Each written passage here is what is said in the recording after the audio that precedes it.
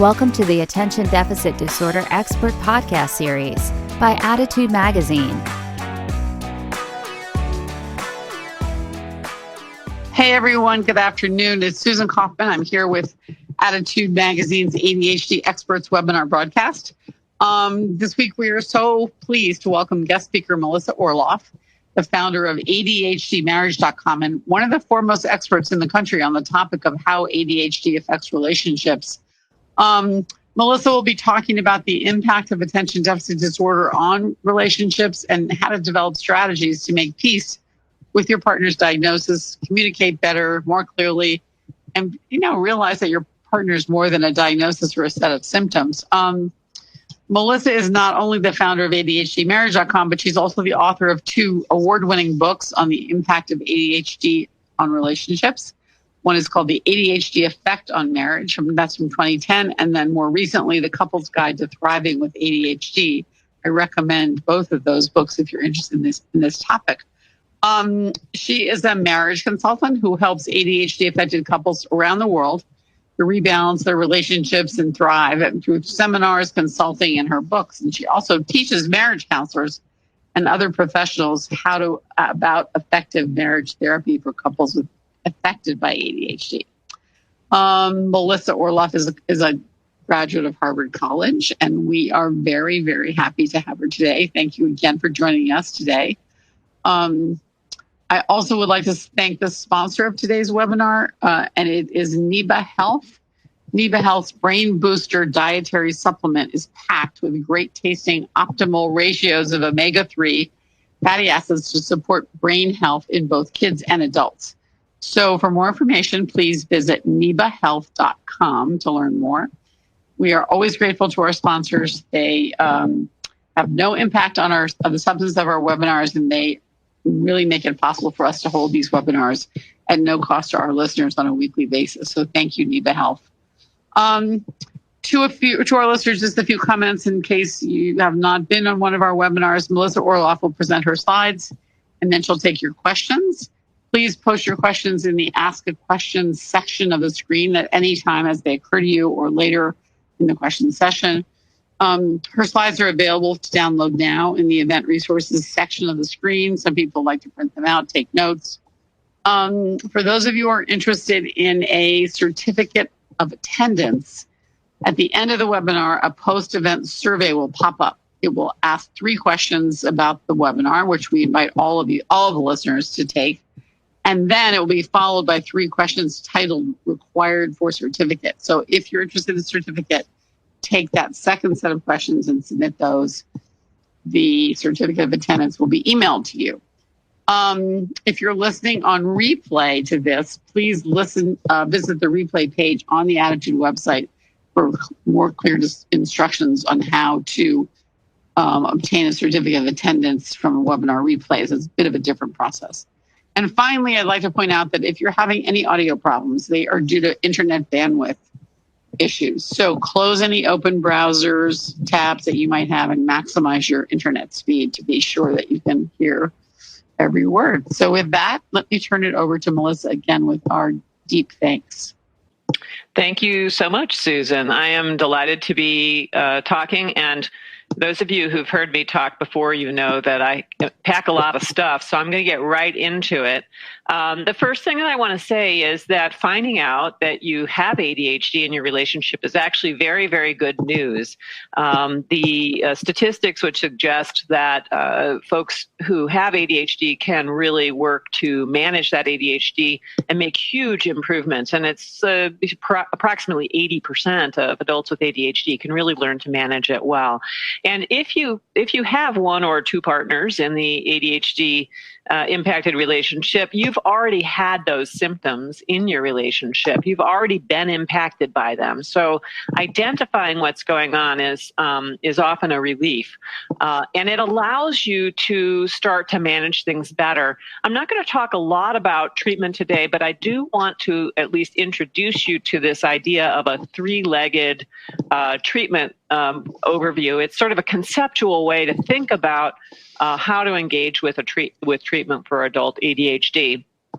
And this is how I present it to couples when I'm working with them in the seminars or in my consulting or whatever, and in my books.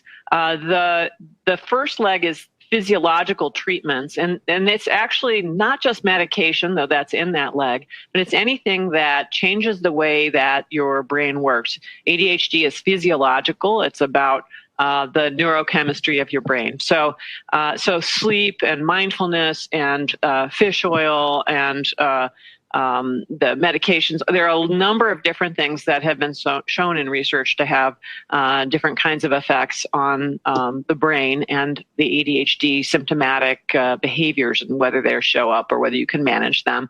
The second leg is the behavioral changes for the ADHD partner. Those are things that the partner does to what I call create external structures, things that they don't carry around in their head, but that they do differently, that work for people with ADHD. And it's anything from systems they create to stay more organized or to find things, to creating more mindful behaviors, actually in leg one, but new habits that they create to be able to not do things the way they used to do them, and et cetera.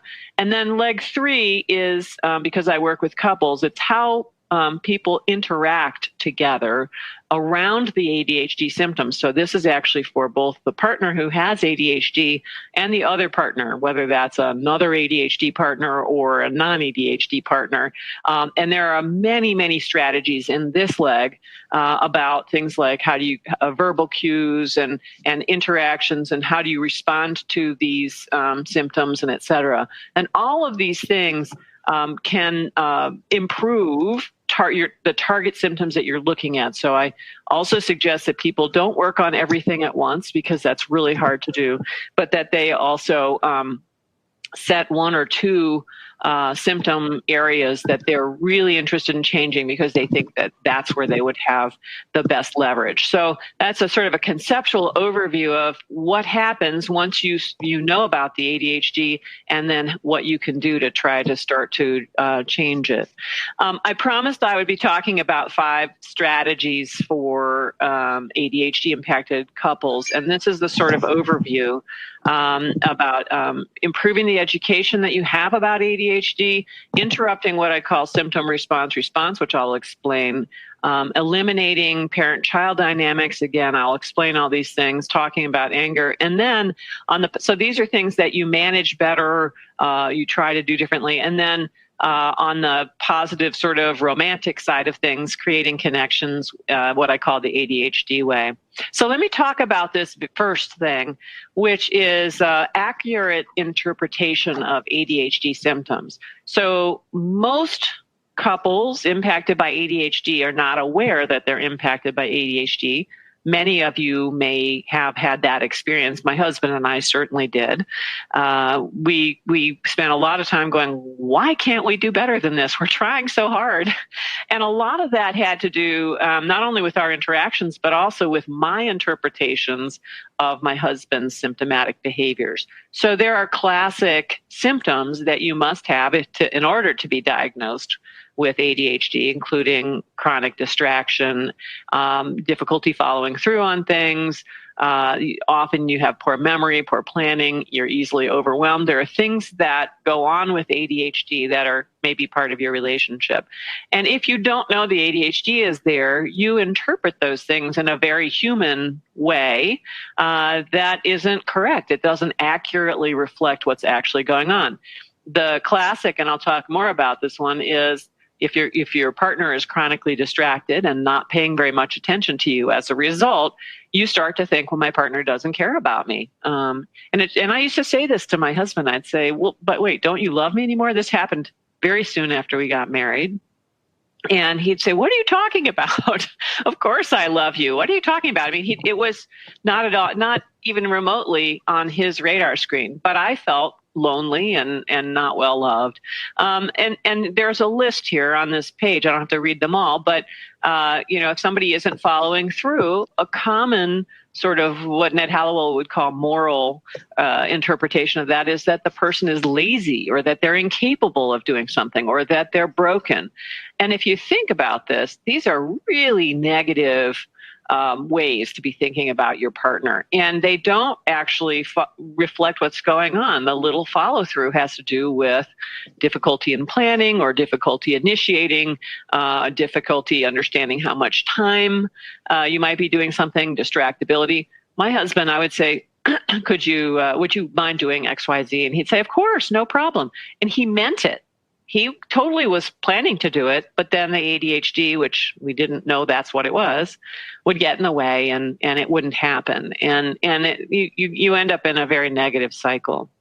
The issue here with the accurate interpretation is that the things that are on the right side of this slide are about will, about not loving your partner. They're incredibly negative. But ADHD is actually physiological. It's about the way your brain functions. And in the unmanaged version, it's about just about how the brain functions and not about the management. So really important to have accurate interpretation of those symptoms. Alongside that, is this idea that you are, in fact, much more different if you have a non-ADHD and an ADHD partner. You're much more different than you think you are. And there are a number of different ways. I'll go through only a couple of them. But one of them is what Ned Hallowell likes to call the now and not now time zones of ADHD. For if you have ADHD, you live very much in the current moment. And this has to do with executive function, which I won't get into the sort of physiological part of it, but it is physiological. But you're very now focused. Hallowell's joke is, there are two time zones when you have ADHD. There's now and there's not now. And if it's in the not now, it is completely off the radar screen. And this has huge implications. First of all, non-ADHD partners don't work that way at all. They're good planners typically. They remember what was going on in the past. They take what was on in the past and they apply it to what might happen in the future. There's a lot of non-present thinking going on for non-ADHD partners. So they assume that the ADHD partner functions exactly the same way. And as part of that frustration of, why aren't you thinking about this stuff? Why don't you want to plan for our retirements? What do you mean you don't remember the conversation we had 3 weeks ago? That was so important. There's a lot of frustration around the fact that these brains work very differently. Another difference is, and that's also important for non-ADHD partners to understand, is the speed of the ADHD brain. Even if you have the distractible version of ADHD, typically, and this is not 100% of the case, but typically you have a very speedy brain. Things are sort of binging around. I've had people talk to me and say, this is like a popcorn brain is what they describe it as. Another friend of my daughter's said his brain feels like the Library of Congress with no card catalog. Things are very disorganized, and it's hard to wrap his arms around it and get organized. What that means, and you translate it, is that your conversations might zing everywhere, and you have trouble following the logic flow. It might mean that that it takes more time to do something.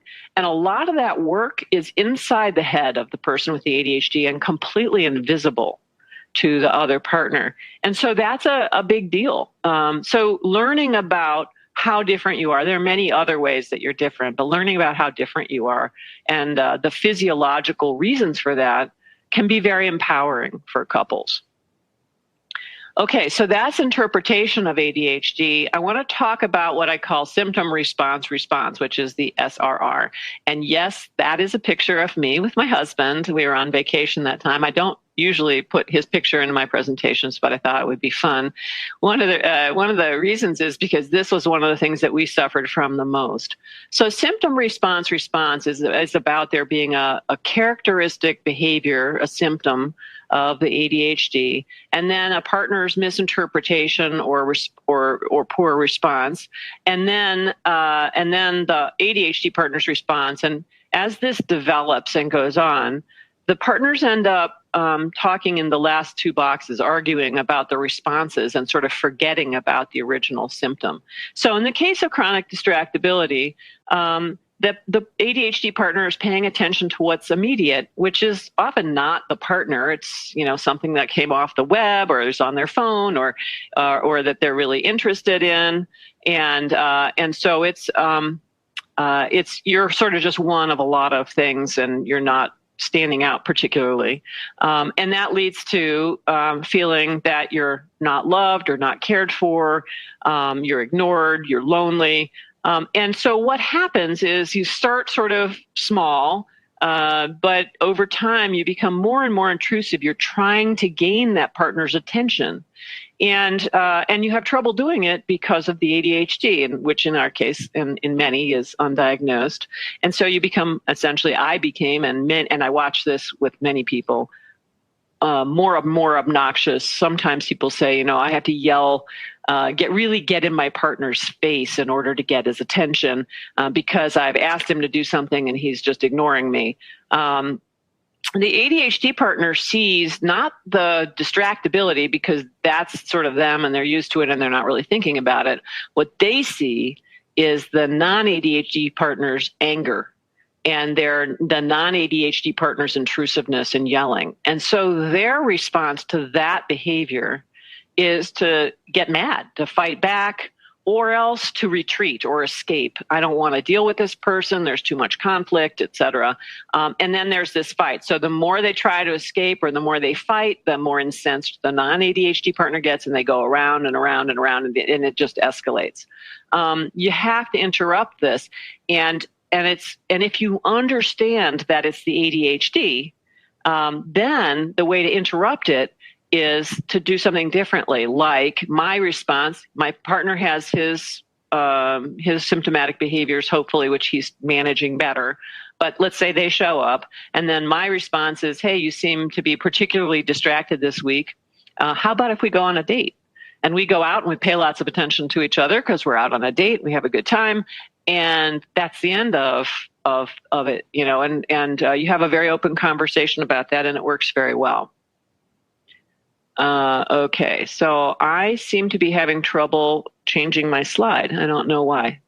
There we go. Thank you. I don't know if you did that or I did that. Here's another example of symptom response. The behavior in this case is that the person has difficulty organizing and completing tasks. And the misinterpretation of that is that your partner is untrustworthy or your partner is lazy. There's a lot of resentment that builds up. Also, non-ADHD partners tend to take on those tasks. They say, well, it's much easier for me, or there's the thought process, which is, if I don't do this, it won't get done. Therefore, I must do this. My partner's making me do this. And again, you get very angry and resentful, even to the point where you might so resent your partner that you become emotionally abusive.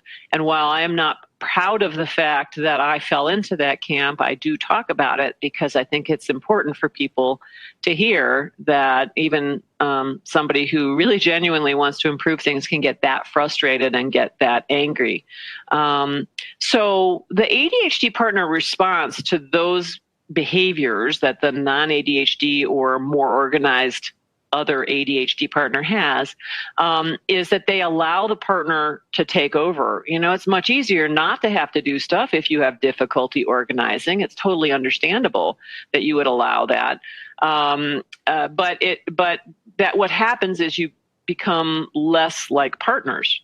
And so you become more like a child. And I'm going to talk about that in a moment with my parent-child section. But then there's a lot of anger for that when you have no real responsibility or status in that relationship. It makes you angry, and it diminishes you as a person and as a partner. At the same time, as that builds up, the non-ADHD partner is over-functioning. They're becoming sort of the manager, and that's very painful for them as well. My husband and I sat down at one point on a sofa and said to each other, I said to my husband, I have to tell you, I actually really don't like you very much right now, but I also really don't like myself. And he looked at me and he said, yeah, well, actually, ditto. I don't like you very much. I don't like myself very much. And it's this interaction around the parent-child that creates something like that. Can I ask you to flip? Thank you. I think I'm just going to keep doing that. I don't know what's happened to my little arrow thing. So the interrupting the system, the symptom response is really important, and there are a number of these. Once you start thinking along the lines of symptom response, what's going on? How do I interpret it to be more accurate with the ADHD? Then you can really start to make some real improvements by not misinterpreting what's going on. The third area for sort of improving things by eliminating negative interactions and things that are going on in your relationship is this parent-child dynamics, which I was talking about sort of in the last slide as well. This is the elephant in the room in 98% of the relationships of people that I work with. It is a big, big deal. And the reason it's a big deal is that it takes and makes one person the sort of standard bearer, big person in the relationship, the person who's got all the authority, and that makes the other person, typically the ADHD person, have very little authority. Now, what that looks like, and I call it parent-child, there are other names for it, demand, withdraw, whatever, but I call it parent-child because I want people to understand how horrible it is, right? If you think about romance, for example, you're not romantic with a parent or with a child. And that's one of the side effects of parent-child dynamics is that you are not, your intimate relationship really breaks down. And there's a ton of anger. There's a ton of people not engaging with each other equal partners. And so it's a very, I think, descriptive way to talk about what's going on. But that ADHD partner who takes on those childlike characteristics in the relationship does things like they agree to do things, but they don't follow up. They rely on their partners for things like making lists for them, for keeping track of time for them, reminding them to do things, for actually doing the things themselves. It is the sort of basis for a lot of the lying and cover-ups. Now, those things didn't necessarily start in the relationship. When people who grow up with ADHD have a lot of people telling them, you could do a lot better if you were able to just work a little harder, if you'd try harder, or their kids or their friends are saying, I'm really, why did you do it that way? Or one of the things that goes around in high schools right now is that's so ADD, and it's not necessarily a compliment. And so there may be cover-ups to save embarrassment or save explanation, even as somebody with ADHD is growing up. But certainly in the marital relationship, that would continue because in a parent-child dynamic, the parent gets angry when the kid does something wrong or bad. And instead of facing that anger, which you just don't want to do over and over and over again, because again, if you didn't know about the ADHD and it's unmanaged, you probably are pretty inconsistent and making a lot of quote unquote mistakes. And so you cover things up. And I've had people with the ADHD partners often know that they're doing this and why they're doing it. And it's a habit and it can be broken, but it is part of that child status, and part of breaking it is making sure that person has an equal status. Sometimes also as part of the childlike side of things, there's a rebellion going on. I call it the "you're not the boss of me." It often isn't said in those words, but that's the intent. It's this, and you can sort of imagine a teenager or whatever saying it. That's the attitude in any event. Okay, next slide, please. Thank you. Go ahead. One more. Thank you. On the other side of it, the parent is the demanding person. They are taking on a lot of responsibilities, including like this guy, why aren't you here on time? Wait, you were late, whatever. There's a lot of nagging. People hate it when I use that word. But it's descriptive. When you're saying, did you take out the trash? Did you do this? Did you do that? Why haven't you done that yet? But wait a minute. All that sort of trying to organize your partner is not a great thing. People don't want to have somebody else organize them. Even if they're in a childlike thing, there's still a lot of resentment that comes out of that. Well, on the, as trying sometimes to be helpful, you're giving advice or educating your partner. Well, if you do it this way, it'd be much easier for you. Well, maybe if you do it this way, it might not be that easier because your brains are so different and you have to do things differently. I had a woman who, in order to clean the kitchen, told us that she sets a 10-minute timer and she races the timer in order to provide the stimulation that her ADHD brain needs to be excited about it and to do it. So that's most people without ADHD wouldn't choose that as their thing to do. So that's part of the parenting thing. Creating consequences. One of the things that happens, it's kind of sneaky, is that as people start to address ADHD, the non-ADHD partner says, okay, I'm going to let the ADHD person do it. And then they watch to see whether or not that person fails. And they haven't adequately transitioned. And I talk more about that in my seminar, but you need to transition when you're learning how to manage ADHD in the relationship rather than just say, okay, now it's yours. It doesn't work that way. The support structures have to be set up by the ADHD partner in order to be able to do better.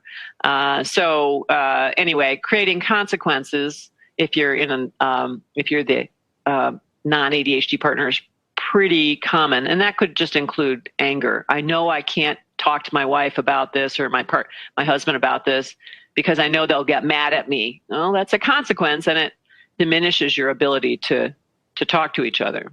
And then sometimes there's an interference with the doctor relationship. You should be taking this. You should be doing medication versus the mindfulness training that you're doing right now, et cetera, et cetera. Thank you. So the underpinnings of ADHD include this ADHD partner inconsistency, which I've talked about, and a non-ADHD partner feelings of lack of control. You really want to be able to put your arms around this and capture the chaos. So I talked already about a lot of these underpinnings. I want to actually move on to the next slide and into the next thing.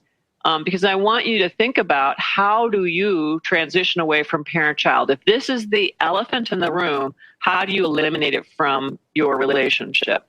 Well, first of all, you have to identify it. And then the ADHD partner really needs to be thinking about those symptomatic behaviors, because if inconsistency is one of the major underpinnings of this issue, then becoming more consistent because you're treating your ADHD better or managing it better is really useful. As you're thinking about how to organize around your responsibilities as a couple, seeking the strengths that each partner has, and aligning things that way can be very useful. And as you do that, sometimes it's really helpful to create silos. Again, you're thinking about equal status. If you have one person who does all of one sort of task and the other person who does all of another sort of task, at least some of the time, that can be very useful. In our household, as an example, my husband does all of our travel planning now. I think this is great. What it does mean is he takes care of all the details around the travel planning. One of the things we've done is change how we travel.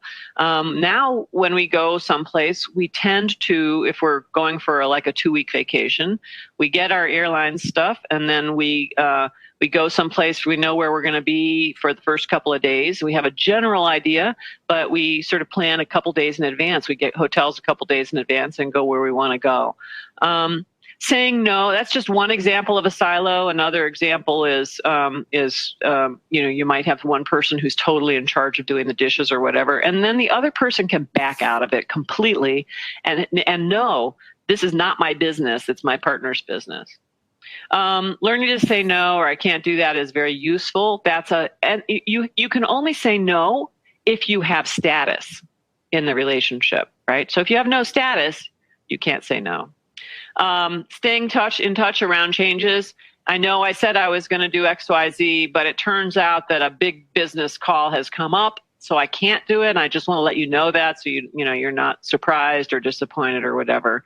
And then addressing anger openly is important as well. So the fourth thing I talked about was tackling anger and frustration. There's a ton of it in these relationships.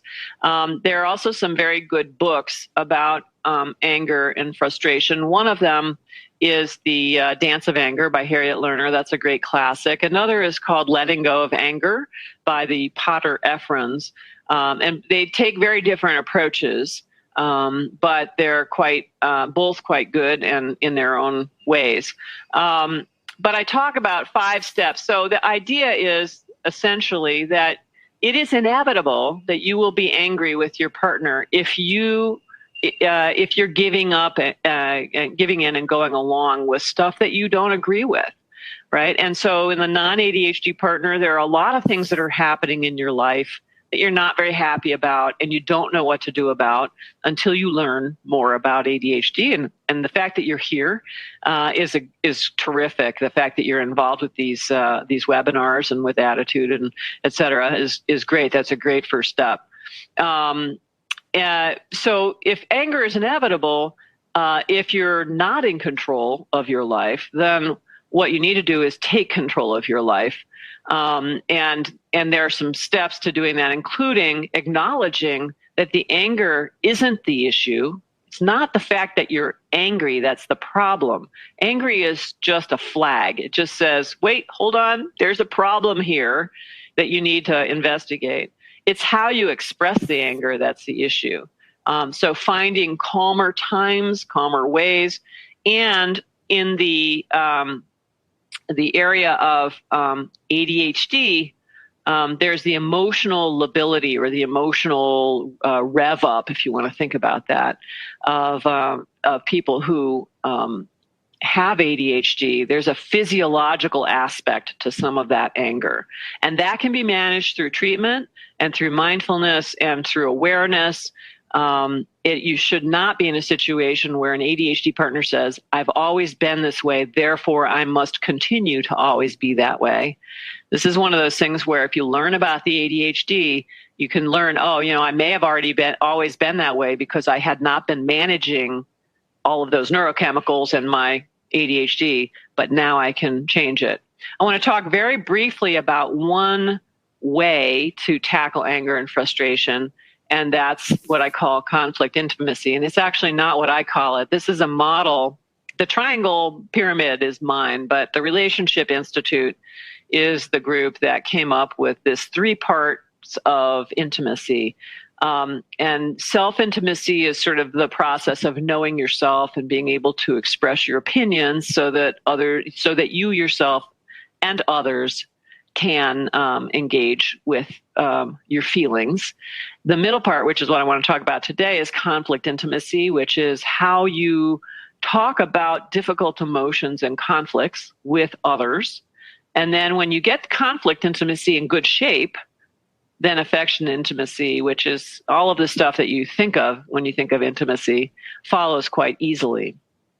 So the definition of conflict intimacy, so this is another skill I want to teach you. And as I said, I had lots of stuff, packing it all in. You have the ability to listen to this again or to download the slides or to write me and ask questions or whatever. That's all fine.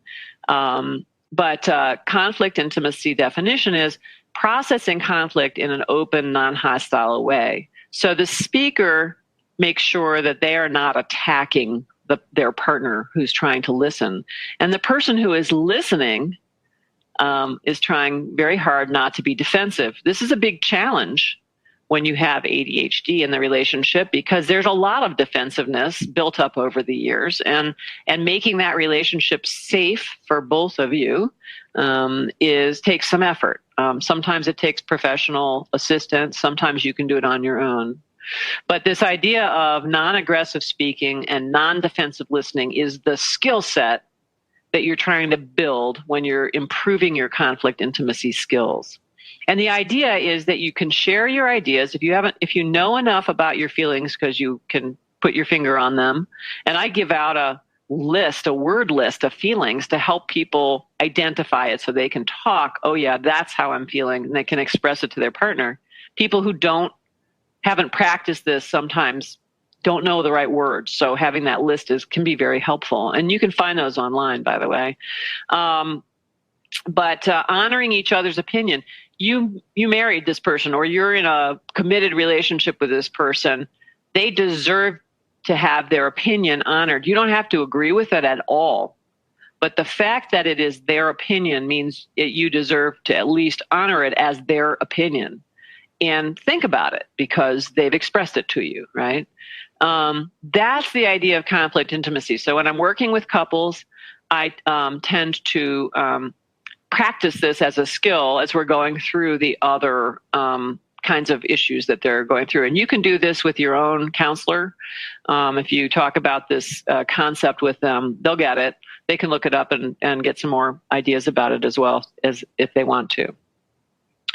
Okay, so those are the things, the sort of skills and different things that some of them, the important ones, getting parent-child out of the way, properly interpreting ADHD symptoms, being aware of symptom response cycles so that you can interrupt them. Those kinds of things are really important, practicing conflict intimacy.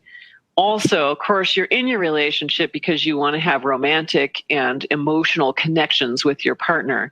And ADHD interferes with that. Particularly the distractibility interferes with that for a couple reasons. One is, if you have, as I talked about before, if you have a chronically distracted partner, you're sort of just one of many things, and you don't feel very important. That's really hard. But it also means that when you are trying to get together, let's say have sex or just have a nice date or whatever, the distractibility can get in the way of that. You might forget about it. You might just sort of go off and follow whatever's in the now versus the thing that's later in the day, which is the not now. And again, it doesn't happen. So you have to really work to create connections.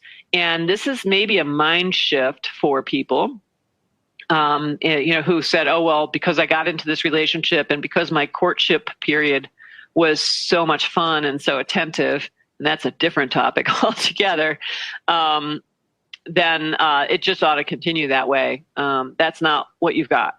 So one of the ADHD ways to create connections is to really think about how you're going to create those connections. There is research done by a guy at Stony Brook named Arthur Aaron that talks about how things that are doing things together that are new and challenging. Go back. Thanks. Sorry. I'm sort of skipping around here a little bit. Is a great way to make connections. And there are a lot of other ways, making sure you set aside the time, that you put it into your schedule, that you set reminders for it, those kinds of things. And part of that process is forgetting about stereotyped expectations about who's going to lead or who's going to do this stuff.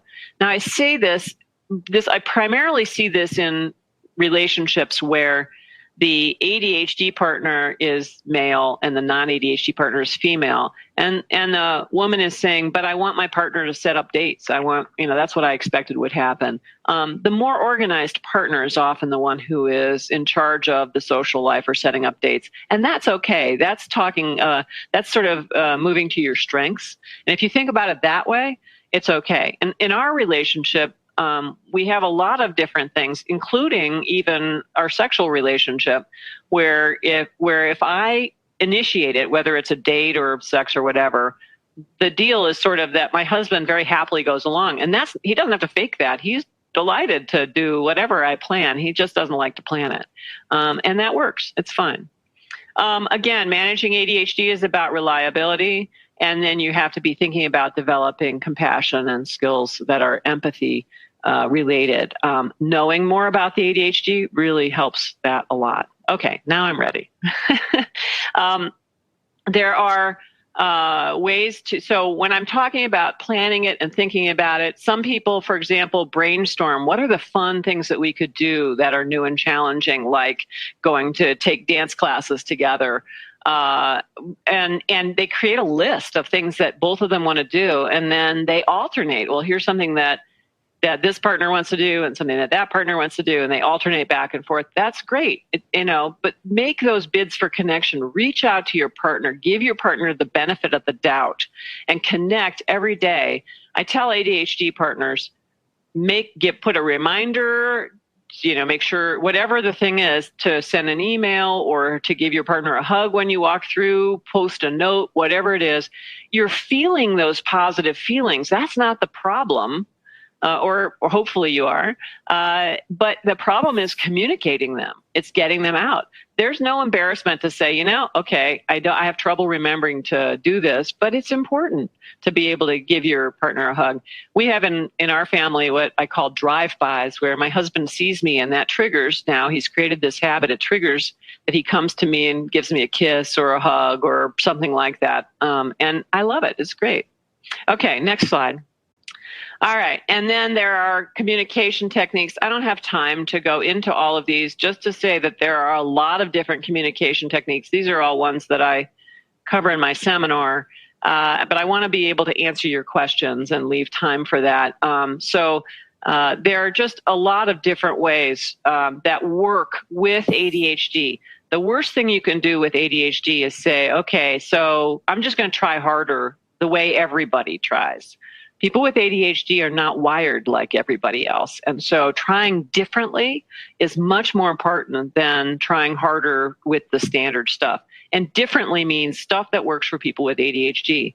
Coaches who know about ADHD can help you with this. Therapists who know about ADHD can help you with this. Books, there are now plenty of books out there, including my own, about ADHD and relationships and how to create connection and how to be different, how to take advantage of the way that the ADHD mind works to improve what's going on. So think about it the quote unquote ADHD way, and that's true for both of you.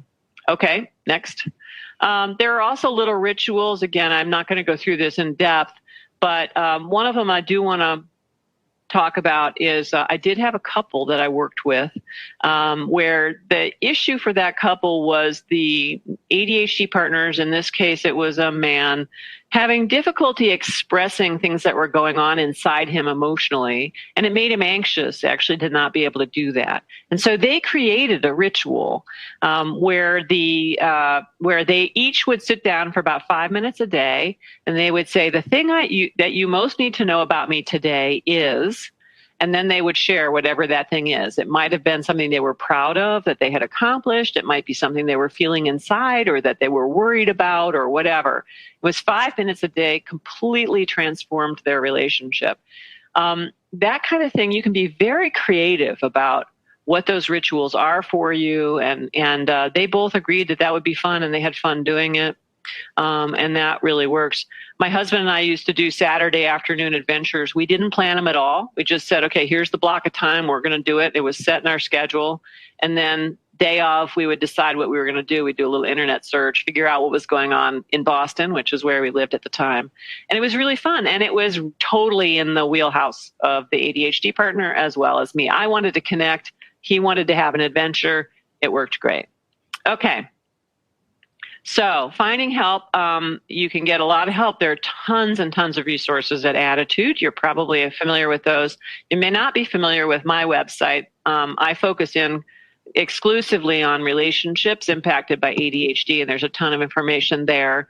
There are a lot of professionals out there who know about ADHD. If you're going to work with a therapist, it's usually best to find one who actually understands ADHD, because What you don't want is somebody who's going to gang up on the ADHD partner or do some of these misinterpretations of the symptoms. Therapists can do that as well. So they need to know about it.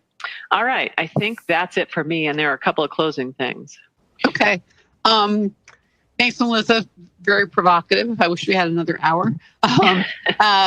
Listeners, please post your questions. I see there are lots of them here, but if something occurs to you that you'd really like to discuss, this is the time to do it.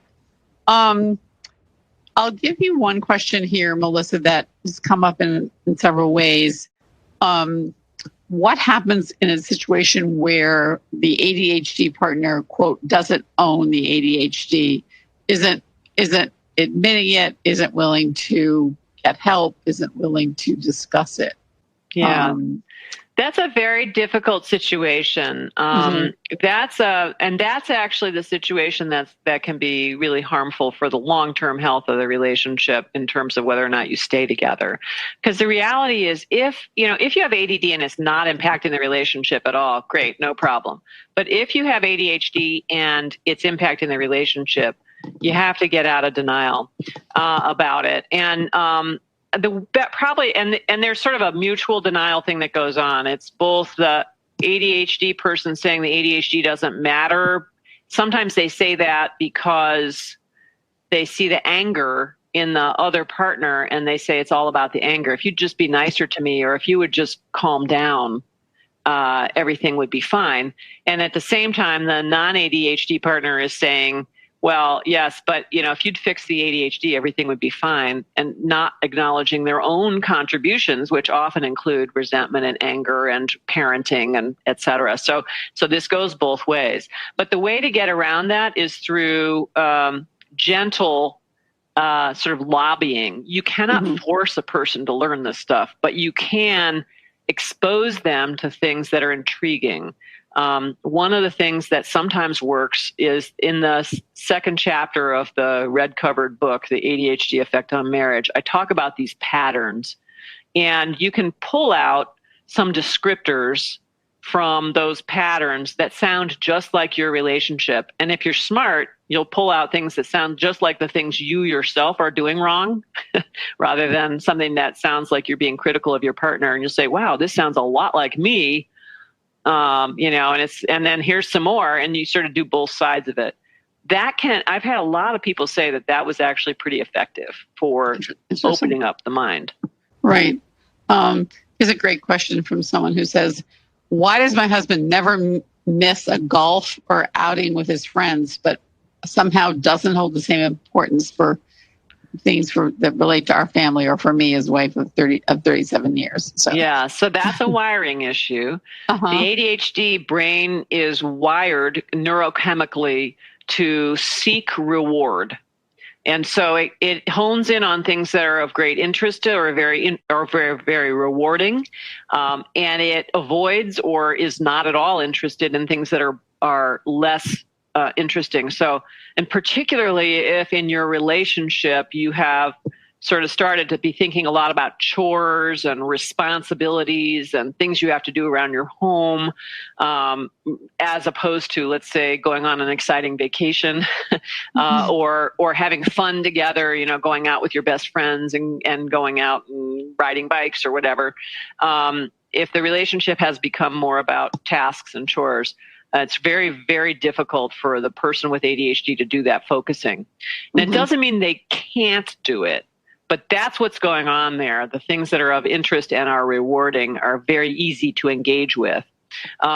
So what needs to happen there is a conversation where the partners start to understand ADHD better and understand that is actually a wiring issue, and then very consciously create a system for the non-ADHD partner to get more attention from that partner. Right. Here's one that's also mentioned more than once. My ADHD spouse seems to function quite happily as the child in our relationship. Yeah. There are several of these comments. My spouse thinks it's just fine that I do all the organization. Yep. I'm But the it's one not who's fine not with happy. you. right? being in this situation, and how do I address this? Yeah. Well, so first of all, so think of it as overfunctioning and underfunctioning, and think of it also as when you have that going on and you have the imbalanced status, it's very difficult for the parent figure in that to feel respect and pleasure and happiness at being with the childlike person, because that's not what you signed up for. And so there's an issue about regardless of whether your spouse is happy with it or not, whether you're happy with it. I mean, if everybody's happy and everything's going great, I guess fine, you could leave it. But that's not this person's actually saying she hates being in the in the parent role. Yeah. So think of yourself as over functioning, and that you need to transition things away. So it's a process of talking with your partner about not what your partner's not doing, but about how you yourself are feeling. So pointing towards yourself and saying, this is really hard for me. And this is not a good relationship for me because I don't like being in this position. I really hate it. And I can no longer do it. I need your help. And sort of beseech the person to start to help you. Make it about you, not about the other person. And then be very specific about the things that would help you the most. I said to my husband at one point, you have to do something around here. I cannot, just for symbolism, if nothing else, you have to do something. And so he said, okay, fine. What would you like me to do? And I said, I really hate doing the dishes at night. I'm tired at the end of the day. It's the worst chore in the whole house for me. Would you please take it on? He's like, sure, I don't care about that. Took him a while to actually genuinely own it and have it be his. It didn't happen right away. It took a couple weeks, but he did take it on. And he did it because I just said, I can't deal with this anymore. It's too hard for me. So that's the way to go about it. But it's hard it's harder for non-ADHD partners to give this stuff up than they think it's going to be. And that's part of the trick as well. You have to be willing to give it up. If I give to my husband the chore of doing dishes, I no longer have really a say about how it's done. And it might not get done the way I would do it. And so I have to also back away. Create the space. Yes. I mean, that's mentioned by several people who were saying that, giving it up is not easy because sometimes there's a match where one person is. But I think that the larger issue, and my husband and I talk about this kind of stuff a lot now, or used to actually, which is it isn't good for either person to have this unequal status in the relationship. And if you say, look, we're not partners right now, and we need to be partners. This is my vision of a great relationship. And I can't believe that you want to be in a position where I have trouble feeling respect, or where I'm really questioning whether I want to be in the relationship or whatever, all because I don't feel like a partner with you. Let's fix this. Let's make our sex life better. Let's make our happiness level go way up. Let's make it so that we're eager to see each other. And most people would like that. Right. Here's one version of this question, which is frequently here. How do I get the ADHD partner to engage in this kind of learning? As the non-ADHD partner, I'm the one who's reading, watching webinars, learning about it, but he just doesn't seem interested and resents my suggestions. So it's a little bit of a threat for the ADHD partner, because one of the fears, whether they're talking to you about it or not, is that if they admit that the ADHD, A, that they have ADHD for some people, but B, that the ADHD matters, then they open themselves up to being blamed for being the problem in the relationship. So one of the strengths of this sort of looking at both sides approach that I take is that ADHD partner sees that a non-ADHD partner is also willing to engage. It is not just about the ADHD partner. It's also about understanding how your own responses, your own anger, your own resentment, your own parenting, all of that stuff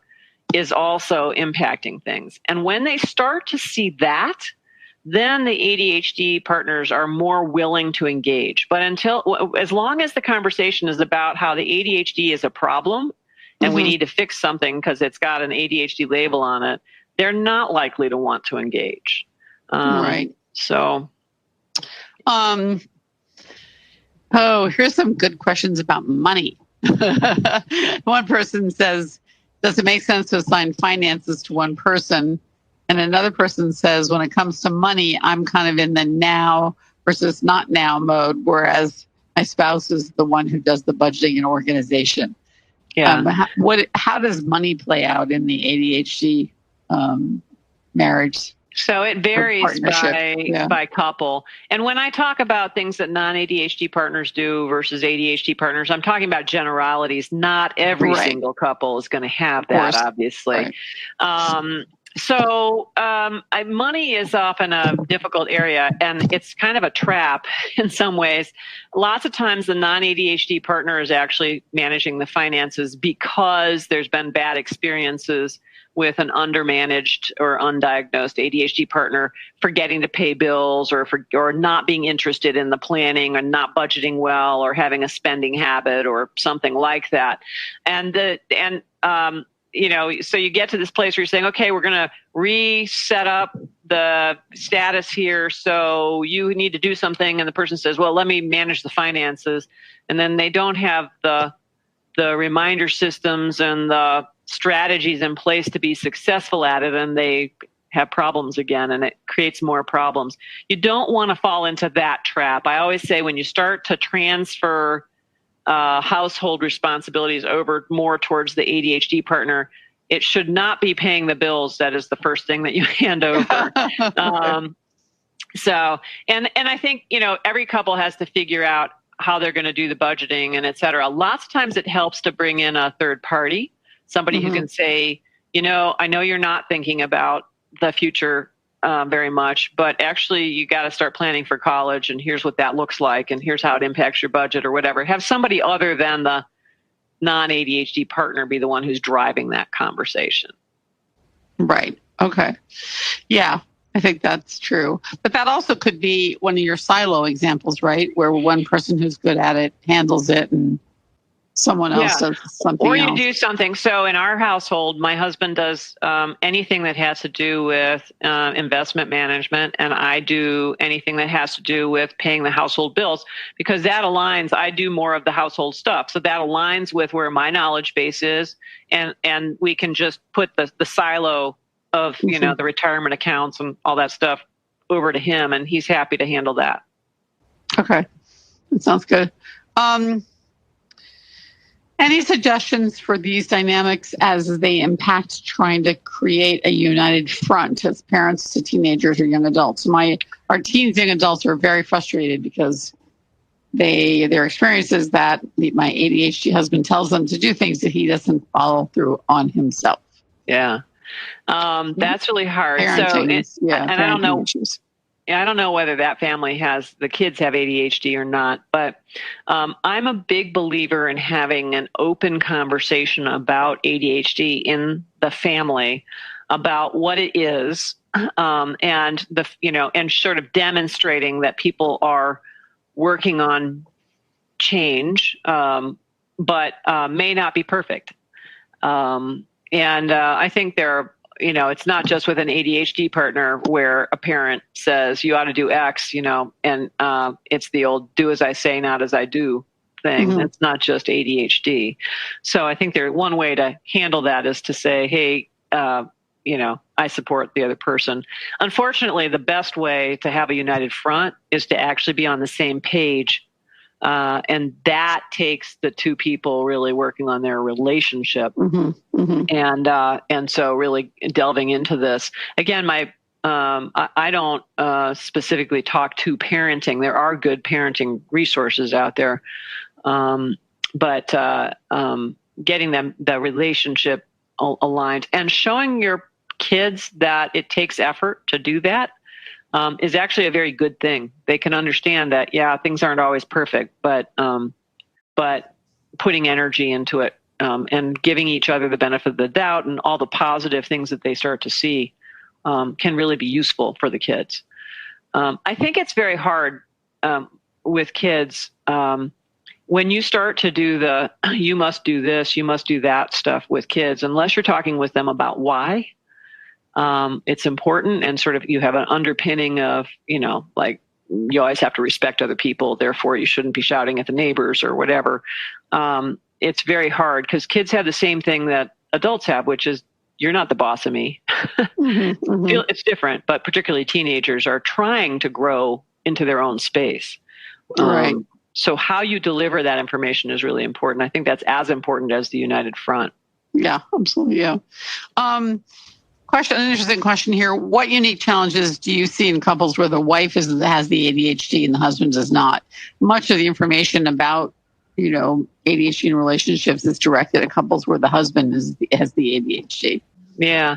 So I see a lot of those couples, actually, particularly in my seminar. There are a fair number of women. I mean, there are other challenges in terms of, and some of this has to do with our social structures, because whether or not a person has ADHD, anybody has ADHD in the relationship, women take on more of the household responsibilities. Always.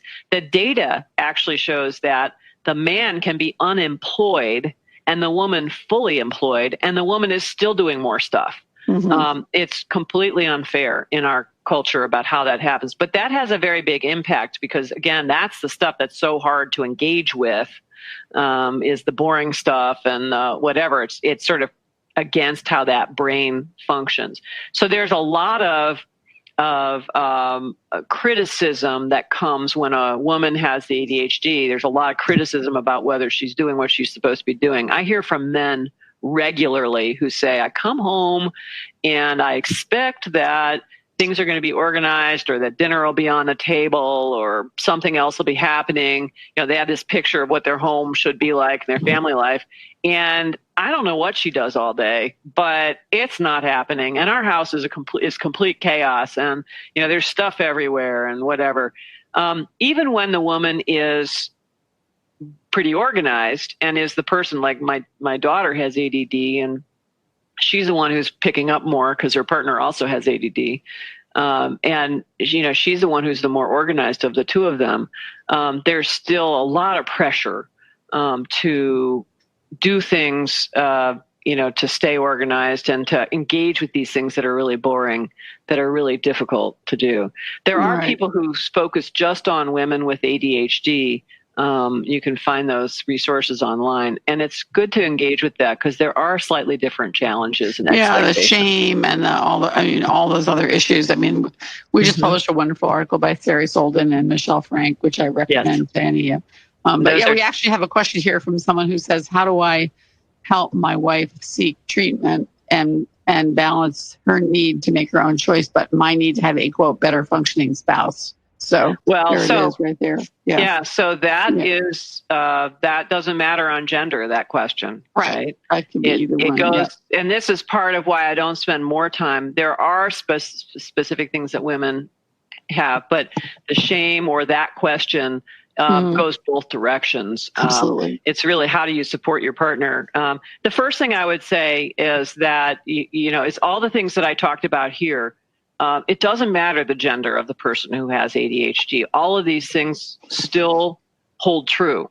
And so the things that I've talked about today, I would go back and take a look at them, thinking about your own role and whether you're parenting your partner or telling your partner what they should be doing or whatever is very important.